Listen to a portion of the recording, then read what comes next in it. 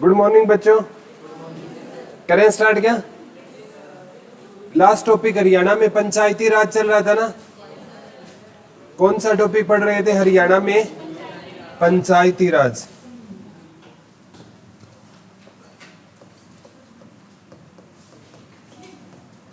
हरियाणा में पंचायती राज।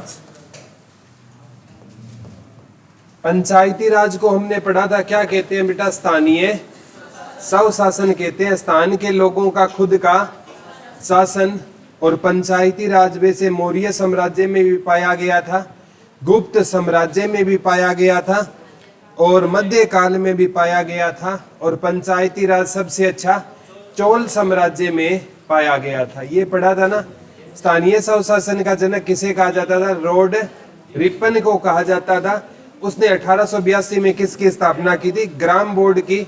उसे उदारवादी रिपन के नाम से भी लॉर्ड रिपन को जाना जाता था। फ्लोरेंस नाइटिंगेल ने उसे कहा था।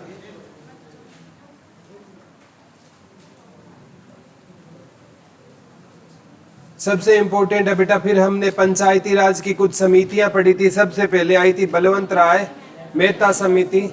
गठन 1956 में हुआ, रिपोर्ट 1957 में भेजी और रिपोर्ट को मंजूरी 1958 में मिली एनडीसी राष्ट्रीय विकास परिषद ने। तो 1957-58 में कौन सी समिति थी? बलवंत राय मेहता समिति। इसने क्या कहा था? पंचायती राज त्रिस्तरीय होना चाहिए। और बलवंत राय को ही पंचायती राज का क्या कहा जाता है? पिता कहा जाता है। 1977-78 में अशोक मेहता समिति आई थी। उसने कहा पंचायती राज 2 स्तर का होना चाहिए, कार्यकाल 4 साल का होना चाहिए। 1985 में राव समिति आई थी। उसने कहा SC ST को क्या मिलना चाहिए? महिलाओं को आरक्षण मिलना चाहिए। 1986-87 में एक समिति आई थी, LM सिंघवी समिति आई थी, लक्ष्मीमल सिंघवी। और लक्ष्मीमल सिंघवी ने सबसे पहले लोकपाल शब्द का 1963 में प्रयोग किया। इसने कहा पंचायती राज को संवैधानिक दर्जा मिलना चाहिए और इसके पास वित्तीय साधन होने चाहिए। 1989 में आई थी PK थुंगन समिति। उसने कहा पंचायती राज को एक संवैधानिक दर्जा मिलना चाहिए, राजनीतिक लोगों की भी इसमें हिस्सेदारी होनी चाहिए। फिर जाकर बेटा 73वां संविधान संशोधन हुआ था 1992 में। अब हम पढ़ेंगे कौन सा संविधान संशोधन? 73वां। और 1992 में ही कौन सा हुआ? 74वां। ये कब हुआ बेटा? 1992। लेकिन लागू हुआ था 24 अप्रैल 1993 को। ये भी लागू कब हुआ बेटा? 24 अप्रैल 1993 को लागू हुआ। ठीक है। पारित कब हुआ था? 1992 में पारित हुआ था। 73वां संविधान संशोधन पारित कब हुआ था बेटा? 1992 में। और लागू कब हुआ था? 24 अप्रैल 1993 को क्या हुआ था? लागू हुआ। इसीलिए पंचायती राज दिवस कब मनाते हैं? हमें 24 अप्रैल को बनाते हैं। पंचायती राज दिवस कब होता है बेटा? 24 अप्रैल को। और पंचायती राज है ना, इसमें ना मैंने बताया था कितने स्तर होते हैं? 3 स्तर होते हैं। एक होती है निचले स्तर पर ग्राम पंचायत होती है, एक ब्लॉक स्तर पर पंचायत समिति होती है और एक होती है बेटा जिला परिषद होती है। क्या होती है? जिला परिषद। यहाँ पर होती है नगर पालिका, नगर परिषद और नगर निगम। ठीक है। तो ये इंपॉर्टेंट है बेटा। शहरी स्वशासन भी 3 प्रकार का होता है और ग्रामीण स्वशासन भी कितने प्रकार का होता है? 3 प्रकार का होता है। इसमें निम्न स्तर पूछे तो कौन सा होता है बेटा? मध्य पूछे तो और शीर्ष पूछे तो? इसमें सेम है। इसमें शीर्ष नगर निगम है, मध्य नगर परिषद है और निम्न नगर पालिका। नगर पालिका को नगर पंचायत के नाम से भी कई बार बुला लेते हैं, नगर पंचायत या नगर पालिका। इसके भी कितने रहेंगे बेटा स्तर? 3 स्तर रहेंगे। शहरी स्वशासन के भी कितने स्तर है? 3। ग्रामीण स्वशासन के भी कितने स्तर रहेंगे? 3 स्तर रहेंगे। कितने स्तर रहेंगे बेटा? 3 स्तर रहेंगे। शहरों में होती है नगर पालिका, नगर परिषद और नगर निगम। फतेहाबाद नगर पालिका पढ़ते हो ना, नगर पालिका फतेहाबाद आपका क्या करती है, हार्दिक स्वागत करती है। नगर पालिका हो गया, नगर परिषद हो गया और एक नगर निगम हो गया। याद रह जाएगा ना, नगर पालिका, नगर परिषद और नगर निगम। और गांव में ग्राम पंचायत, पंचायत समिति और जिला परिषद। याद रह जाएगा ना, वेरी गुड, ठीक है। अब बात आती है सबसे इंपॉर्टेंट, अब हम पढ़ेंगे ओनली जैसे सबसे हरियाणा में पंचायती राज कब आया था, 22 अप्रैल 1993 को लिख लो। हरियाणा में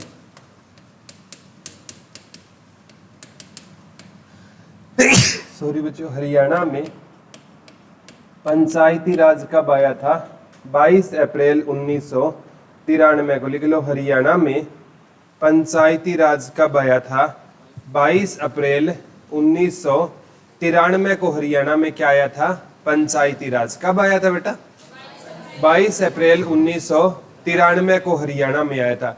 हरियाणा पंचायती राज दिवस कब मनाता है, 22 अप्रैल। भारत का पंचायती राज दिवस कब होता है, 24 अप्रैल होता है, ठीक है। 22 अप्रैल 1993 को उस टाइम सीएम होते थे चौधरी भजन लाल होते थे, प्रधानमंत्री होते थे पीवी नरसिम्हा राव होते थे, और जो आपके राज्यपाल होते थे वो धनिक लाल मंडल। हरियाणा के राज्यपाल कौन होते थे बेटा, धनिक लाल मंडल राज्यपाल होते थे, लिख लो। जिस टाइम पंचायती राज आया, जिस टाइम हरियाणा में पंचायती राज आया, लिख लो, जिस समय हरियाणा में पंचायती राज आया, जिस समय हरियाणा में पंचायती राज आया, तो सीएम कौन होते थे बेटा, चौधरी भजन लाल होते थे। पीएम कौन होते थे, पीवी नरसिम्हा राव होते थे, और एक राज्यपाल कौन होते थे, धनिक लाल मंडल। हरियाणा में पंचायती राज कब आया था, 22 अप्रैल 1993 को है, ठीक है। 22 अप्रैल 1994 है सच्ची। हरियाणा भारत में कब आया था, 24 अप्रैल 1993 को, और हरियाणा में 22 अप्रैल 1994 को। हरियाणा में कब आया था, 22 अप्रैल 1994 को, एक साल बाद आया था। 1992 में पंचायती राज लागू हुआ था। भारत में कब आया, 24 अप्रैल 1993 को, और हरियाणा में कब आया, 22 अप्रैल 1994। कल करवाया था ये 22 अप्रैल 1994, ठीक है। तो हरियाणा में कब आया बेटा, 22 अप्रैल 1994। भारत में कब आया, 24 अप्रैल 1993 को आया था। याद रह जाएगा ना। देखो दोबारा बताता हूँ, कंफ्यूज मत हो बेटा। 1992 में क्या हुआ था, पंचायती राज अधिनियम लागू हुआ। भारत में पहले आएगा तो हरियाणा में तो पहले आ ही नहीं सकता भारत से। भारत में आया 24 अप्रैल 1993, तो हरियाणा में बाद में आएगा, तो अगले साल 22 अप्रैल 1994 को हरियाणा में क्या आया था, पंचायती राज आया था। अब पंचायती राज है ना, ठीक है। अब मैंने बताया था कितने स्तर का हरियाणा में, 3 स्तर का। एक तो होती है ग्राम पंचायत। ग्राम पंचायत के मुखिया को लिख लो, क्या कहा जाता है, सरपंच कहा जाता है। और पंचायत समिति, इसके मुखिया को चेयरमैन कहते हैं। और जिला परिषद के भी मुखिया को चेयरमैन कहते हैं। इसको भी क्या कहते हैं, चेयरमैन कहते हैं। लिख लो, ग्राम पंचायत के मुखिया को क्या कहा जाता है, सरपंच कहा जाता है। ब्लॉक समिति के मुखिया को क्या कहा जाता है बेटा, चेयरमैन कहा जाता है। और जिला परिषद के मुखिया को क्या कहते हैं, चेयरमैन कहते हैं। क्या कहते हैं, चेयरमैन। याद रह जाएगा ना। ग्राम पंचायत के मुखिया को क्या बोलेंगे, सरपंच। जिला परिषद के मुखिया को और ब्लॉक समिति के मुखिया को भी क्या कहा जाता है, चेयरमैन कहा जाता है। अब देखो वो पूछेगा ग्राम पंचायत के मुखिया का चुनाव कैसे होता है, प्रत्यक्ष रूप से। कैसे होगा बेटा, प्रत्यक्ष रूप से। और पंचायत समिति का जो अध्यक्ष होगा ना, जो चेयरमैन बनेगा, चेयरमैन का तो चुनाव होगा अप्रत्यक्ष रूप से, ठीक है। लेकिन इसके सदस्यों का चुनाव होगा प्रत्यक्ष रूप से। दोनों में अंतर समझे बेटा। प्रत्यक्ष चुनाव वो होता है जिसमें हम खुद भाग लेते हैं, और अप्रत्यक्ष चुनाव वो होता है जिसमें जनता के चुने प्रतिनिधि क्या लेते हैं, भाग लेते हैं। जैसे भारत में हम बात करते हैं बेटा, सिंपल सी बात है, राष्ट्रपति का चुनाव होता है अप्रत्यक्ष रूप से होता है। कैसे होता है? हमारे जो एमपी और एमएलए मिलकर किसका चुनाव में भाग लेते हैं, राष्ट्रपति के चुनाव में। आप पढ़ते हो एकल सकर्मणीय चुनाव प्रणाली द्वारा राष्ट्रपति का क्या होता है, चुनाव होता है। याद रह जाएगा ना। तो सरपंच का चुनाव कैसे होगा बेटा? प्रत्यक्ष रूप से गुप्त मतदान होता है। कैसा मतदान होता है? गुप्त मतदान होता है। प्रत्यक्ष रूप से गुप्त मतदान होता है। ठीक है। सरपंच का चुनाव कैसा होता है बेटा? प्रत्यक्ष रूप से गुप्त चुनाव होता है। गुप्त चुनाव का मतलब होता है कि पता नहीं चलता कि किसने किसको वोट डाला है। ठीक है। यानी वो मतलब एक ऐसी जगह चुनाव की जो पेटी होती है उसको कोई देख नहीं सकता कि किस कैंडिडेट ने किसको वोट डाला है। तो ये चुनाव कैसे होगा? प्रत्यक्ष चुनाव होगा और गुप्त रूप से होगा। याद रह जाएगा ना। ठीक है। किसका चुनाव होता है? सरपंच का। और पंचायत समिति के सदस्य होंगे ना, उनका तो चुनाव होगा बेटा प्रत्यक्ष, लेकिन अध्यक्ष का चुनाव कैसे होगा? अप्रत्यक्ष। और जिला परिषद के जो सदस्यों का चुनाव होता है प्रत्यक्ष रूप से, और अध्यक्ष का चुनाव कैसे होता है? अप्रत्यक्ष। आप बेटा ध्यान शायद देते हो या नहीं देते, आप जब भी सरपंच का वोट डालने जाते हो ना, तो आप 4 वोट डालते हो एक साथ। कितने वोट डालते हो? 4 वोट डालते हो। एक तो डालोगे आप पंच का। किसका वोट डालोगे? पंच। क्योंकि पंच है ना सर्व सहमति से बना दिए जाते हैं, तो कई बार उनका वोट नहीं पड़ता।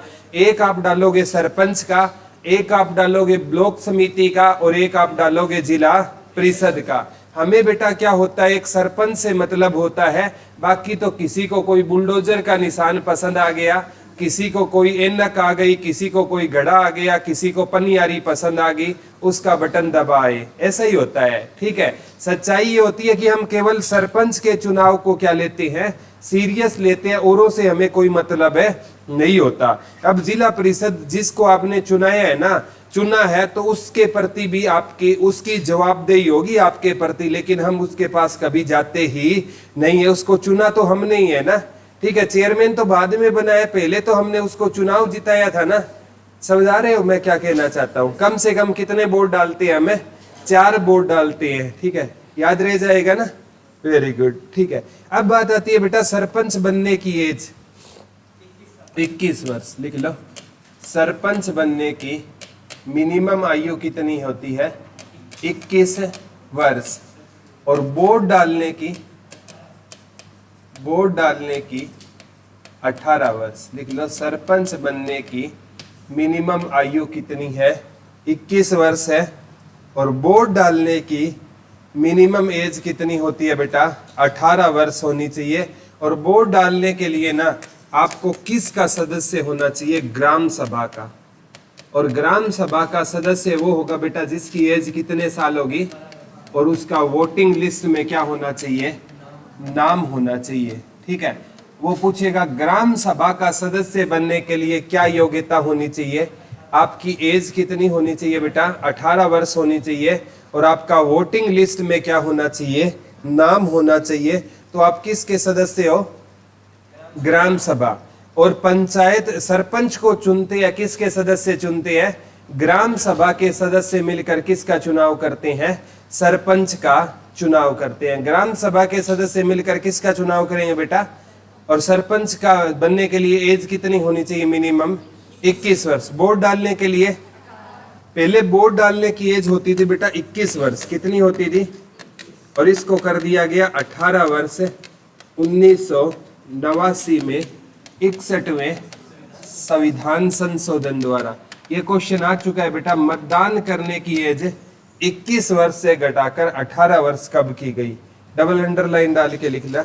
मतदान करने की एज 21 वर्ष से घटाकर 18 वर्ष कब की गई थी? मतदान करने की एज 21 वर्ष से घटाकर 18 वर्ष कब की गई थी? 61वें संविधान संशोधन द्वारा 1989 में। ये आ चुका है। डबल अंडरलाइन करके लिखना। मतदान करने की एज 21 वर्ष से घटाकर कितनी कर दी गई थी? 18 वर्ष कर दी गई थी। लिख लो, मतदान करने की एज 21 वर्ष से घटाकर कितनी कर दी गई थी बेटा? 18 वर्ष। किस संविधान संशोधन द्वारा की गई थी? 61वें संविधान संशोधन द्वारा मतदान करने की एज कितनी कर दी गई थी? 21 से घटाकर 18 वर्ष कर दी गई थी। किस संविधान संशोधन द्वारा? 61वें। कब हुआ था ये? 1989 में हुआ था। अब पंचायती, हरियाणा में पंचायती राज, अगर पंचायती राज को संवैधानिक दर्जा मिला है ना, तो पंचायती राज का ना अगर पूछे ना किस में वर्णन है, अगर नीति निर्देशक सिद्धांत की बात करूं ना बेटा, नीति निर्देशक सिद्धांत, ठीक है, नीति निर्देशक सिद्धांत है संविधान के किस भाग में बेटा? भाग 4। और भाग 4 कहां से कहां तक है? 36 से 51 तक। देखो, संविधान का भाग 1 है नागरिकता। कौन सा रहेगा? नागरिकता रहेगा 1 से 11 तक, ठीक है, सॉरी, हाँ 5 से 11 तक। पहला संघ व राज्य क्षेत्र है। पहला कौन सा रहेगा? संघ व राज्य क्षेत्र। दूसरा नागरिकता। तीसरा मौलिक अधिकार। चौथे कौन सा रहेगा? नीति निर्देशक सिद्धांत। 4A है मौलिक कर्तव्य। 5 से वो राष्ट्रपति और वो उनका। 52 से 151 में कई आ जाती है, राष्ट्रपति, प्रधानमंत्री, मंत्री परिषद, सारी चीजें आ जाती है। तो संविधान का भाग 4 36 से 51 तक है। इसमें जो भाग जो 40 नंबर अनुच्छेद है ना बेटा, उसमें क्या है? राज्य का कर्तव्य है कि राज्य में क्या होगा? पंचायती राज की राज्य को क्या करनी चाहिए? व्यवस्था करनी चाहिए। लिख लो, पंचायती राज का वर्णन, पंचायती राज का वर्णन, पंचायती राज का वर्णन किस में रहेगा? तो पंचायती राज का वर्णन किस में रहेगा बेटा? अनुच्छेद 40 में रहेगा। पंचायती राज का वर्णन किस अनुच्छेद में रहेगा? तो अनुच्छेद 40 में किसका वर्णन रहेगा? पंचायती राज का वर्णन रहेगा। किस अनुच्छेद में रहेगा बेटा पंचायती राज का वर्णन? अनुच्छेद 40 में रहेगा। ये किसका पार्ट है? नीति निर्देशक सिद्धांत। अब क्वेश्चन ये उठा कि नीति निर्देशक सिद्धांत राज्य पर डिपेंड होते हैं, वो लागू करे या ना करे। फिर इसको ना संविधान के भाग 9 में जोड़ा गया और पंचायती राज का वर्णन है 9 में 243 ए से लेकर ओ तक। और शहरी स्वशासन की बात करूं ना, जैसे नगर पालिका है, नगर निगम है और नगर परिषद है, वो 9A में है 243 पी से लेकर जेड तक। ठीक है, पी से लेकर जेड तक रहेगा। लिख लो, ये 73वां संविधान संशोधन पंचायती राज ए से ओ तक है और 74वां शहरी स्वशासन 9A 243 कहां से कहां तक रहेगा बेटा? पी से लेकर जेड तक रहेगा। कहां से कहां तक रहेगा? पी से लेकर जेड तक रहेगा। समझ आ गया क्या कहना चाहता हूं? पंचायती राज कहां से कहां तक रहेगा? ए से लेकर 243 भाग 9, संविधान का भाग 9 पढ़ोगे ना, अनुच्छेद 243 ए से ओ तक क्या रहेगा आपका? पंचायती राज रहेगा। और पी से जेड तक क्या रहेगा? शहरी स्वशासन। वो किस में है? भाग 9A में। ठीक है, और अनुच्छेद कौन सा रहेगा? 243। सिंपल सी बात है, कंफ्यूज हो रहे हो वैसे ही। अनुच्छेद 40 है वो नीति निर्देशक सिद्धांत है, उसमें भी पंचायती राज का वर्णन है, लेकिन वहां पर क्या थी? राज्य की जिम्मेवारी थी, तो उसको राज्य लागू करे तो करे, अदरवाइज ना करे। इसीलिए इसको भाग 9 में जोड़ा गया। भाग 9 में 243 ए से ओ तक तो पंचायती राज है और पी से जेड तक क्या रहेगा? शहरी स्वशासन, नगर पालिका, नगर निगम और नगर परिषद। समझ पा रहे हो? आ गया समझ? कोई डाउट तो नहीं है बेटा?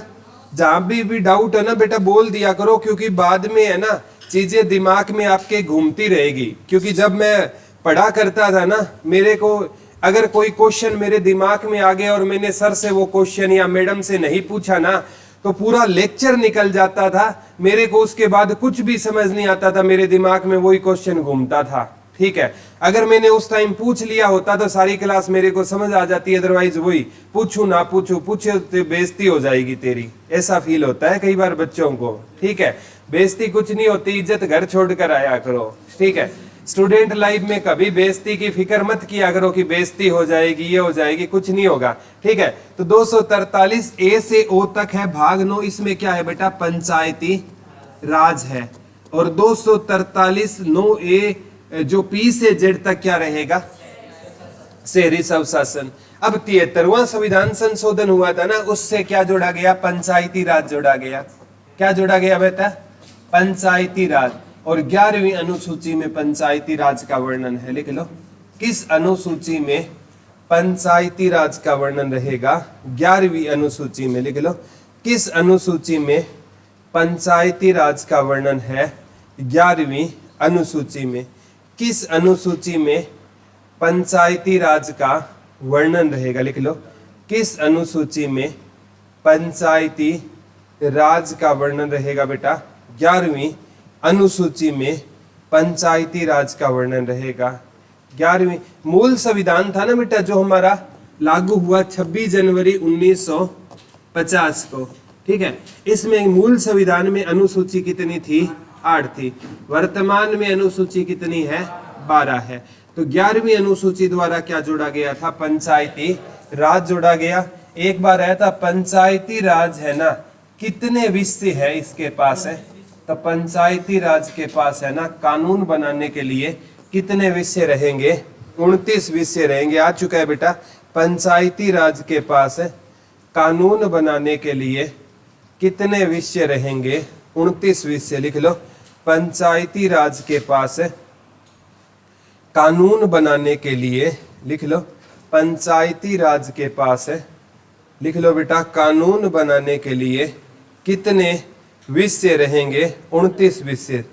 पंचायती राज के पास कानून बनाने के लिए कितने विषय रहेंगे, 29 विषय किसके पास है बेटा, पंचायती राज। क्या बनाने के लिए, कानून बनाने के लिए कितने विषय है पंचायती राज के पास, 29 विषय पंचायती राज के पास रहेंगे। और शहरी स्वशासन के पास 18 विषय, लिख लो। कानून बनाने के लिए शहरी स्वशासन के पास लिख लो कितने विषय रहेंगे, 18 विषय रहेंगे। ये भी आ चुका है बेटा, कानून बनाने के लिए शहरी स्वशासन के पास, हाँ, शहरी स्वशासन, ये जोड़ा गया था 12वीं अनुसूची द्वारा। कौन सी अनुसूची द्वारा बेटा, 12वीं।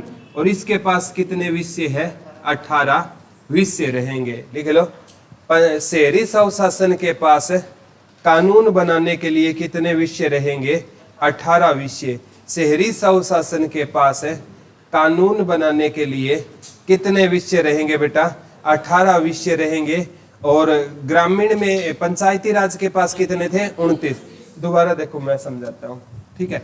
73वां संविधान संशोधन हुआ था ना बेटा, कब हुआ, 1992 में हुआ।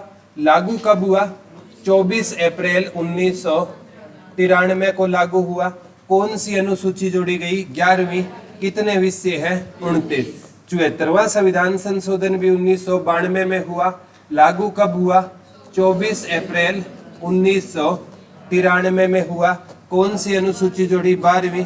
और कानून कितने हैं, 18। और यहाँ पर ये क्या रहेगा, पंचायती राज रहेगा। और ये क्या रहेगा बेटा, शहरी स्वशासन रहेगा। कौन सा स्वशासन रहेगा, शहरी स्वशासन रहेगा। याद रह जाएगा ना, ठीक है। पंचायती राज के पास कानून बनाने के लिए कितने विषय है, 29 विषय है। और शहरी स्वशासन के पास कितने विषय है, 18 विषय है। कितने विषय रहेंगे बेटा, 18 विषय रहेंगे, ठीक है। अगर हम है ना ग्राम सचिव के हिसाब से टॉपिक पढ़ते ना, तो बहुत डिटेल में जाते, ए से लेकर ओ तक हमें पढ़ना होता कि किस आर्टिकल में क्या है। लेकिन एसएससी और एचएसएससी के हिसाब से ना हमें मेन पढ़ना है। अब है ना हरियाणा में ना एक अधिनियम आया था, पंचायती राज अधिनियम, ठीक है। जैसे है ना हम 24 अप्रैल क्या बना रहे हैं, 24 अप्रैल हरियाणा में पंचायती राज क्या होता है, 22 अप्रैल। भारत में कब होता है, 24। तो हम पंचायती राज दिवस मना रहे हैं 2010 से, ठीक है। एक लो पहली बार पंचायती राज दिवस कब मनाया गया, 24 अप्रैल 2010 को। उस टाइम भारत के प्रधानमंत्री होते थे डॉक्टर मनमोहन सिंह, लिख लो। पहली बार पंचायती राज दिवस कब मनाया गया, 24 अप्रैल 2010 को, लिख लो। पहली बार पंचायती राज दिवस कब मनाया गया, 24 अप्रैल 2010 को, लिख लो। पहली बार पंचायती राज दिवस कब मनाया गया? तो कब मनाया गया था बेटा, बता दो। 24 अप्रैल 2010 को मनाया गया था। लिख लो, पहली बार पंचायती राज दिवस कब मनाया गया था? 24 अप्रैल 2010 को मनाया गया था। पहली बार पंचायती राज दिवस कब मनाया गया था? 24 अप्रैल 2010 को पहली बार कौन सा दिवस मनाया गया था? पंचायती राज दिवस बनाया गया था। किस प्रधानमंत्री के टाइम में? डॉक्टर मनमोहन सिंह के टाइम में पंचायती राज दिवस है मनाया गया था। पीछे वाले वो दरवाजे खोल दो, हवा वगैरह आ जाएगी, सफोकेशन हो रही है। ये दोनों ही खोल दो, लाइट नहीं है ना। पंचायती राज दिवस कब मनाया जाता है? 24 अप्रैल को। पहली बार कब लागू हुआ था, ये मनाया गया था? 24 अप्रैल 2010 को पहली बार बनाया गया। याद रह जाएगा ना? वेरी गुड, ठीक है। अब बात आती है बेटा सबसे इंपॉर्टेंट है, हरियाणा में पंचायती राज में ना लिख लो, महिलाओं को 50% आरक्षण दिया गया है। हरियाणा में पंचायती राज में महिलाओं को, लिख लो, हरियाणा में पंचायती राज में महिलाओं को कितना आरक्षण दिया गया है? 50%। लिख लो, हरियाणा में महिलाओं को पंचायती राज में कितना आरक्षण दिया हुआ है? 50% दिया हुआ है। और भारत में 33%। भारत में महिलाओं को आरक्षण कितना है बेटा? भारत में कितना है? 33% रहेगा। हरियाणा में कितना रहेगा? महिलाओं को 50% रहेगा। और भारत में महिलाओं को कितना रहेगा? 33% रहेगा। हरियाणा में कितना रहेगा? महिलाओं को 50% और भारत में महिलाओं को कितना रहेगा? 33% आरक्षण दिया गया है। एक बार पूछा तो उसने था भारत में कितना आरक्षण है, बच्चे कराए 50%। 50% भारत में नहीं है बेटा, 50% कहां पर रहेगा? हरियाणा में रहेगा। किन संस्थाओं को रहेगा? पंचायती राज में महिलाओं को आरक्षण हरियाणा में 50% है और भारत में 33% रहेगा। अब पंचायती राज विधेयक आया था हरियाणा में 2015 में। पंचायती राज विधेयक, नया विधेयक कब आया था? 2015 में आया था। लिख लो, हरियाणा में पंचायती राज विधेयक कब आया था? 2015 में आया था। लिख लो, हरियाणा में पंचायती राज विधेयक कब आया था बेटा? 2015 में आया था। कौन सा विधेयक आया था बेटा 2015 में? पंचायती राज विधेयक आया था। कब आया था पंचायती राज विधेयक? 2015 में आया था। और इस विधेयक के बाद है ना, लिख लो, हरियाणा भारत का दूसरा राज्य बन गया था। हरियाणा भारत का दूसरा राज्य बन गया जिसमें पंचायती राज में किसको ऐड कर दिया गया? शिक्षित व्यक्ति को क्या कर दिया गया? शामिल कर दिया गया। ठीक है, यानी पढ़े लिखे हैं तो ही आप क्या बनोगे? गांव के सरपंच बनोगे। लिख लो, पंचायती राज में एजुकेशन को लागू करने वाला हरियाणा भारत का कौन सा राज्य था? दूसरा। लिख लो, पंचायती राज में शिक्षा को लागू करने वाला, पंचायती राज में शिक्षा को लागू करने वाला हरियाणा भारत का यानी शैक्षणिक योग्यता, लिख लो, पंचायती राज में शैक्षणिक योग्यता लागू करने वाला हरियाणा भारत का कौन सा राज्य बना था बेटा? कौन सी योग्यता?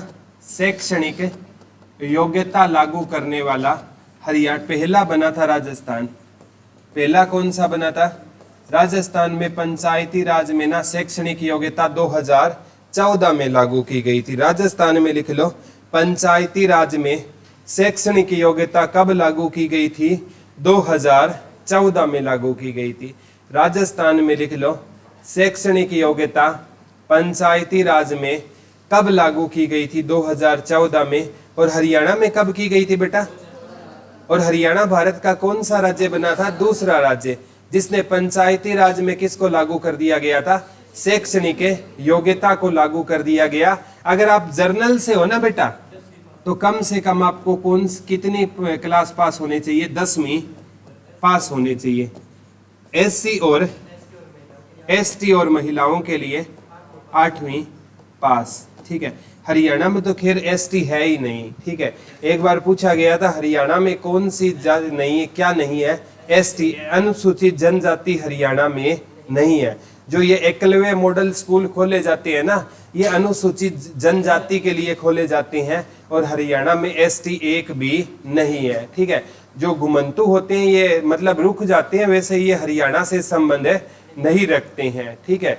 जो ये गडरिया लुहार वगैरह होते हैं डेरा जरूर डाल देते हैं हरियाणा में, लेकिन ये 4-5 दिन 10 दिन 20 दिन महीना रहेंगे और फिर ये अपने साथ चल पड़ते हैं, ठीक है। तो हरियाणा में कौन सी जनजाति नहीं है बेटा, एसटी हरियाणा में नहीं है, ठीक है। लिख लो, कई राज्यों में ना तो शहरी स्वशासन है ना पंचायती राज, ठीक है। कई ऐसे राज्य हैं बेटा जिसमें ना तो क्या है पंचायत है और ना क्या है नगर पालिका या नगर परिषद, ठीक है। तो वो दिल्ली में नहीं है बेटा, मेघालय में नहीं है, नागालैंड में नहीं है, गोवा में नहीं है, ठीक है। हाँ, गोवा में नहीं है, जम्मू कश्मीर में नहीं है। जम्मू कश्मीर ये मेन राज्य लिख लो। यहाँ पर ना तो पंचायती राज है ना शहरी स्वशासन, लिख लो। भारत के ऐसे कौन कौन से राज्य हैं जिसमें ना तो पंचायती राज है और ना शहरी स्वशासन, लिख लो। भारत में ऐसे कौन कौन से राज्य हैं जिसमें ना तो क्या रहेगा बेटा पंचायती राज रहेगा और ना क्या रहेगा शहरी स्वशासन, लिख लो। भारत में ऐसे कौन कौन से राज्य हैं जिसमें ना तो पंचायती राज रहेगा और ना क्या रहेगा शहरी स्वशासन, लिख लो। भारत में ऐसे कौन कौन से राज्य हैं जिसमें ना तो पंचायती राज रहेगा बेटा और ना कौन सा स्वशासन रहेगा, शहरी स्वशासन रहेगा। पश्चिम बंगाल में कितना स्तर का था पंचायती राज, 4 स्तर का था। भारत में लगभग कौन सा रहेगा, त्रिस्तरीय रहेगा ज्यादातर, और पश्चिम बंगाल में 4 स्तर का है। यहाँ पर दिल्ली हो गया, गोवा हो गया, मिजोरम हो गया, ठीक है, और आपका ये मेघालय हो गई, जम्मू कश्मीर हो गया, गोवा हो गया, दिल्ली। यहाँ पर क्या है, ना तो पंचायत है और ना क्या है बेटा नगर, या ना तो ग्रामीण स्वशासन है ना कौन सा स्वशासन है, शहरी स्वशासन। याद रह जाएगा ना। हरियाणा भारत का कौन सा राज्य बना जिसने शैक्षणिक योग्यता लागू की थी, पहला कौन सा बना था बेटा, और सबसे पहले पंचायती राज कहां पर आया था, नागौर राजस्थान में। कब आया था, 2 अक्टूबर 1959 को आया था। अब पंचायती राज का कार्यकाल लिख लो 5 वर्ष का होता है। कार्यकाल टेन्योर कितना होता है बेटा, 5 वर्ष का होता है। और इसमें ना अगर कोई पंचायत भंग हो जाए ना तो कितने महीने के अंदर चुनाव होना चाहिए, 6 महीने के अंदर चुनाव होना चाहिए। लिख लो, कोई पंचायत भंग हो जाए। सरपंच का चुनाव लड़ने के लिए एज कितने थी, 21 वर्ष। लोकसभा पूछे तो बेटा 25 वर्ष, राज्यसभा पूछे तो ये सारे बातें हैं 30 वर्ष, राष्ट्रपति और उपराष्ट्रपति पूछे तो 35 वर्ष। कितने वर्ष है, 35 वर्ष। ये सभी की एज आई है बेटा। एक सरपंच या ग्रामीण स्वशासन और शहरी स्वशासन, 2 ही ऐसी जगह है बेटा जिसमें चुनाव लड़ने की एज सबसे कम है। लिख लो, एक ग्रामीण स्वशासन, एक शहरी स्वशासन, लिख लो। एक ग्रामीण स्वशासन और एक शहरी स्वशासन ही है जिसमें मतदान करने की एज क्या है बेटा सबसे कम रहेगी। ग्रामीण स्वशासन और एक शहरी स्वशासन ही है जिसमें मतदान करने की एज बेटा क्या बताई जाएगी, सबसे कम रहेगी, ठीक है। मतदान करने की एज कितनी होती है इसमें, मतदान करने की 18 वर्ष, और चुनाव लड़ने की एज कितनी होती है बेटा, 21 वर्ष होती है। कितनी होती है, याद हो जाएगा ना। तो सरपंच का चुनाव लड़ने के लिए जो एज है ना वो क्या है, सबसे कम है। लोकसभा 25 वर्ष, राज्यसभा, राष्ट्रपति उपराष्ट्रपति, याद रह जाएगा ना। वेरी गुड, ठीक है। अब बात आती है सबसे इंपॉर्टेंट, कार्यकाल सरपंच का कितना है, 5 वर्ष है। और बीच में चुनाव मतलब अगर कोई भंग हो जाए तो अब है ना पंचायती राज की कम से कम 2 बैठक अनिवार्य है। कितनी बैठक अनिवार्य है? 2। एक तो अमूमन होती है बेटा 23 अप्रैल को और एक होती है 2 अक्टूबर को। साल में कितनी बार अनिवार्य है? 2, 23 अप्रैल और 2 अक्टूबर को। पंचायती राज की लिख लो बैठक साल में कितनी बार अनिवार्य है? 2 बार। एक तो 23 अप्रैल को और एक कब बेटा? 2 अक्टूबर को, गांधी जयंती। क्योंकि महात्मा गांधी का सपना कौन से राज्य का था बेटा? राम राज्य का। पंडित जवाहरलाल नेहरू ने कहा था ना, आज गांधी जी के राम राज्य का सपना क्या हो गया? पूरा हो गया। आज गांधी जी के कौन से राज्य का सपना पूरा हो गया था? राम राज्य का क्या हो गया था? सपना पूरा हो गया था। ये बात किसने बोली थी बेटा? पंडित जवाहरलाल नेहरू ने बोली थी। ठीक है, तो पंचायती राज की बैठक है ना, साल में कितनी बार अनिवार्य है? 2। कब कब? 23 अप्रैल और 2 अक्टूबर को अनिवार्य है। अब हरियाणा है ना बेटा, ये भारत का पहला राज्य बना है जिसको सरपंच को हटाया जा सकता है। Right to recall, right to recall लिख लो। हरियाणा भारत का पहला राज्य बन गया है जिसमें हम सरपंच को हटा सकते हैं राइट टू रिकॉल द्वारा। लिख लो, हरियाणा भारत का पहला राज्य बन गया है जिसमें हम सरपंच को क्या कर सकते हैं? हटा सकते हैं। लिख लो, हरियाणा भारत का पहला राज्य बन गया है जिसमें हम सरपंच को कैसे हटा सकते हैं बेटा? राइट टू रिकॉल द्वारा। लिख लो, हरियाणा भारत का पहला राज्य बन गया है जिसमें हम सरपंच को किसके द्वारा हटा सकते हैं? राइट टू रिकॉल के द्वारा हटा सकते हैं। ठीक है, अब सिंपल सी बात है, राइट टू रिकॉल की प्रक्रिया समझो, ये पक्की पूछी जाएगी। जैसे गांव के व्यक्ति है ना बेटा, उसका 33%, कितना परसेंट? 33% मिलकर ना वीडीपीओ के पास जाए। किसके पास जाए बेटा? वीडीपीओ, ब्लॉक डेवलपमेंट जो ऑफिसर होता है ना, बीडीओ बोलते हैं। ठीक है, इसको क्या? Block development officer. ठीक है, गांव के कितने परसेंट लोग बेटा मिलकर? 33% लोग है ना मिलकर जाए कि हम इस सरपंच से क्या नहीं है बेटा? खुश नहीं है, गलती हो गई कि हमने इस सरपंच को चुन लिया, अब इससे हम खुश है नहीं है। कितने परसेंट लोग जाए? 33%। फिर वो बीडीपीओ क्या कराएगा? गुप्त मतदान करवाएगा। क्या करवाएगा बेटा? और उस गुप्त मतदान में सरपंच के खिलाफ कितनी वोटिंग होनी चाहिए? 67% वोटिंग होनी चाहिए। बीडीपीओ क्या करवाएगा बेटा? गुप्त मतदान करवाएगा और उस गुप्त मतदान में ना सरपंच के खिलाफ कितने परसेंट वोटिंग होनी चाहिए? 67% वोटिंग होनी चाहिए। सरपंच के खिलाफ कितनी वोटिंग होनी चाहिए? 67% वोटिंग किसके खिलाफ होनी चाहिए? सरपंच के खिलाफ होनी चाहिए। कितनी वोटिंग होनी चाहिए? अगर 67% वोटिंग ना हुई ना तो सरपंच को क्या नहीं किया जा सकता? हटाया नहीं जाएगा। और राइट टू रिकॉल अगले कितने साल तक नहीं आएगा? 1 साल तक नहीं आएगा। एक बार राइट टू रिकॉल आ गया ना बेटा, उसकी अवधि होती है और इस अवधि के कम से कम 1 साल तक है ना, चाहे सरपंच के खिलाफ पूरा गांव हो जाए, उसके खिलाफ राइट टू रिकॉल है, उसको हटाया नहीं जाएगा। 1 साल का टेन्योर पूरा हो गया ना, फिर गांव के 33% लोग किससे मिलेंगे? वीडियो से मिलेंगे। ठीक है, उसको कहेंगे हम सरपंच को हटाना है, फिर वो क्या कराएगा? गुप्त मतदान। अगर फिर 67% से कम हो गया तो फिर उसको हटाया नहीं जाएगा। अगर उसके खिलाफ 67% से या इससे ज्यादा वोटिंग हो गई तो इसको क्या किया जा सकता है बेटा? हटाया जा सकता है। ठीक है, अगर लिख लो सरपंच के खिलाफ 67% से ज्यादा वोटिंग हो, अगर सरपंच के खिलाफ लिख लो 67% से ज्यादा वोटिंग हो जाए, अगर सरपंच के खिलाफ 67% से ज्यादा क्या हो जाए बेटा?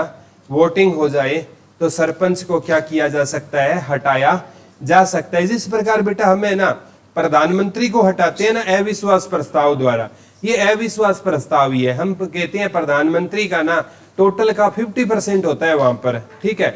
यानी अभी बहुमत का इस बार 273 सीटों पर क्या हुआ, सॉरी 543 सीटों पर चुनाव हुआ, तो 272 लोग है ना मोदी के खिलाफ वोटिंग कर दे कि हमें प्रधानमंत्री नरेंद्र मोदी नहीं चाहिए, तो नरेंद्र मोदी को लोकसभा सहित क्या देना होगा, इस्तीफा देना होगा। फिर देश में राष्ट्रपति शासन लग जाएगा कुछ टाइम के लिए, और राष्ट्रपति है ना दूसरी बड़ी पार्टी जिसे हम इंडिया गठबंधन बोलते हैं उनको मौका देगा कि इनकी सरकार गिर गई है, आप बहुमत सिद्ध कीजिए। अगर इंडिया गठबंधन बहुमत सिद्ध कर पाया तो उनका प्रधानमंत्री बन जाएगा, अगर सिद्ध नहीं कर पाया तो नए सिरे से क्या होंगे, 6 महीने के अंदर अंदर क्या होंगे, चुनाव। और 6 महीने तक देश में कौन सा शासन रहेगा बेटा, राष्ट्रपति शासन रहेगा।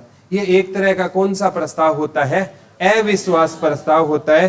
तो हरियाणा ना एजुकेशन को लागू करने वाला तो कौन सा राज्य बना था बेटा, और राइट टू रिकॉल वाला कौन सा बना है, पहला राज्य बना है। राइट टू रिकॉल वाला हरियाणा भारत का कैसा राज्य बना है, पहला राज्य बना है, ठीक है। अभी वर्तमान में सबसे ज्यादा ग्राम पंचायत यमुनानगर में है, लिख लो। हाँ, वर्तमान में सबसे ज्यादा ग्राम पंचायत, लिख लो, वर्तमान में सबसे ज्यादा ग्राम पंचायत, लिख लो, वर्तमान में सबसे ज्यादा ग्राम पंचायत, लिख लो, वर्तमान में सबसे ज्यादा, वर्तमान में लिख लो, सबसे ज्यादा ग्राम पंचायत कहाँ पर रहेगी, वर्तमान में सबसे ज्यादा ग्राम पंचायत कहाँ पर है बेटा, यमुनानगर में। कहाँ पर रहेगी, यमुनानगर, कम फरीदाबाद, ठीक है। ये घटती बढ़ती रहती है, ठीक है।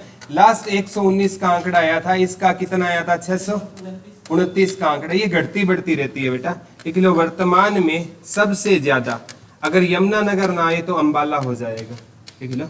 वर्तमान में सबसे ज्यादा ग्राम पंचायत कहाँ पर रहेगी, यमुनानगर में रहेगी, लिख लो। वर्तमान में सबसे ज्यादा ग्राम पंचायत कहाँ पर रहेगी, यमुनानगर में रहेगी। और सबसे कम ग्राम पंचायत, ये बंद कर दो ना ये वाला,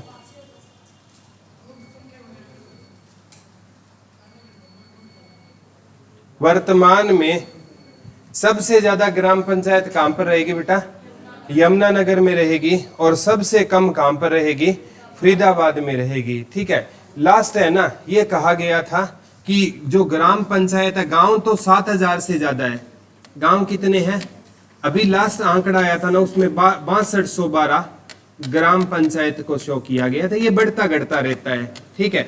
लास्ट बार है ना जब ग्राम पंचायत का पूछा गया था ना, तो कितना आंकड़ा आया था, 6212, और गांव कितने थे, 7000 से अधिक थे। 6741 का एक आंकड़ा आया था, फिर बढ़ गए थे गांव, ठीक है।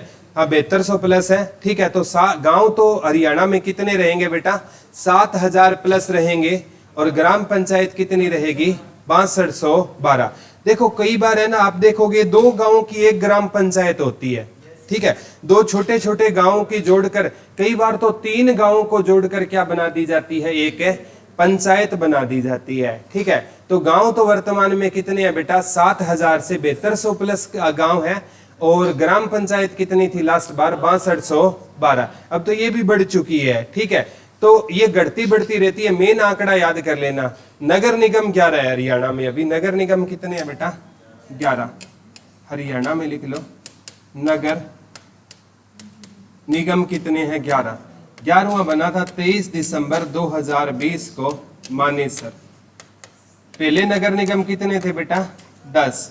वर्तमान में लिख लो नगर निगम कितने हैं, 11, लिख लो। हरियाणा में वर्तमान में लिख लो, हरियाणा में वर्तमान में लिख लो, हरियाणा में बेटा वर्तमान में नगर निगम कितने रहेंगे, 11 रहेंगे। हरियाणा में वर्तमान में नगर निगम कितने रहेंगे, 11 रहेंगे। वर्तमान में नगर निगम कितने हैं बेटा, कितने रहेंगे, 11 नगर निगम रहेंगे। कितने रहेंगे बेटा, 11 नगर निगम रहेंगे। वर्तमान में कितने नगर निगम है, 11। 11वां है ना कौन सा बना था, माने गुरुग्राम खुद नगर निगम है और मानेसर भी गुरुग्राम में है। तो लिख लो गुरुग्राम हरियाणा का एकमात्र जिला है जिसमें 2 नगर निगम है। गुरुग्राम हरियाणा का एकमात्र ऐसा जिला है, गुरुग्राम हरियाणा का एकमात्र ऐसा जिला है जिसमें कितने नगर निगम है बेटा? 2 नगर निगम है। लिख लो गुरुग्राम हरियाणा का एकमात्र ऐसा जिला है जिसमें नगर निगम कितने रहेंगे? 2। तो 11वां नगर निगम हरियाणा का कौन सा बना था? मानेसर बना था। कब बना था बेटा? 23 दिसंबर 2020 को बना था और इसमें ना 29 गांव शामिल किए गए थे। लिख लो मानेसर नगर निगम में कितने गांव शामिल किए गए थे बेटा? 29 गांव शामिल किए गए थे। लिख लो मानेसर नगर निगम में कितने गांव शामिल किए गए थे? तो मानेसर नगर निगम में बेटा कितने गांवों को शामिल किया गया था? 29 गांवों को शामिल किया गया था। लिख लो मानेसर नगर निगम में कितने गांवों को शामिल किया गया था? 29 गांवों को किस में शामिल किया गया था? मानेसर नगर निगम में शामिल किया गया था। हरियाणा में नगर निगम कितने हैं बेटा? 11 नगर निगम रहेंगे। कितने नगर निगम रहेंगे हरियाणा में? 11। हरियाणा भारत का पहला राज्य बना है जिसने सरपंच को किससे हटाया है? Right to recall. और हरियाणा भारत का दूसरा राज्य बना है जिसने पंचायती राज में शैक्षणिक योग्यता क्या कर दी है? लागू कर दी है। पंचायती राज में कौन सी योग्यता बेटा? शैक्षणिक योग्यता क्या कर दी है? लागू कर दी है। याद रह जाएगा ना, कोई डाउट तो नहीं है बेटा? पंचायती राज जोड़ा गया था 73वें संविधान संशोधन द्वारा। 11वीं अनुसूची जोड़ी गई थी और 73वां संविधान संशोधन 1992 में हुआ था लागू 1993। पंचायती राज दिवस होता है 24 अप्रैल को। पंचायती राज की बैठक साल में 2 बार 23 अप्रैल और 2 अक्टूबर को होती है। और पंचायती राज दिवस पहली बार बनाया गया था 24 अप्रैल। कब बनाया गया था? 24 अप्रैल 2010 को डॉक्टर मनमोहन सिंह के टाइम में पहली बार क्या बनाया गया था? पंचायती राज दिवस मनाया गया था। याद रह जाएगा ना। और 74वें संविधान संशोधन द्वारा क्या जोड़ा गया था? शहरी स्वशासन। वो कौन सी अनुसूची द्वारा? 12वीं। स्टार्टिंग में अनुसूची कितनी होती थी मूल संविधान में? 1950 तक 8। 9वीं जोड़ी गई थी बेटा 1951 में भूमि सुधार। और 10वीं जोड़ी गई थी 1985 में दल बदल पर रोक लगाती है। ठीक है। और कौन से संविधान संशोधन द्वारा? 52वें। और 11वीं जोड़ी गई थी बेटा 1992 में 73वें द्वारा। और 12वीं जोड़ी गई थी 1992 में 74वें संविधान संशोधन द्वारा। याद रह जाएगा ना। तो 4 अनुसूचियां क्या जोड़ी गई थी? बाद में जोड़ी गई थी। अनुसूची तो आपने पढ़ रखी होगी ना बेटा। पहली अनुसूची में ना, ठीक है, संघ व राज्य क्षेत्र का वर्णन मिलता है। ठीक है। और दूसरी अनुसूची में वेतन व भत्तों का। तीसरी में शपथ का वर्णन मिलता है। चौथी में राज्यसभा के सदस्यों का प्रतिनिधित्व का वर्णन मिलता है। 5वीं में SC ST का वर्णन मिलता है। 6ठी में ST के 4 एरिया का वर्णन मिलता है। 7वीं शक्तियों का विभाजन है। 8वीं मानक भाषा है। 9वीं भूमि सुधार है। 10वीं दल बदल है। 11वीं पंचायती राज है और 12वीं शहरी स्वशासन रहेगी। समझ आ जाएगा ना? आज वाला समझ आ गया? थैंक यू बेटा।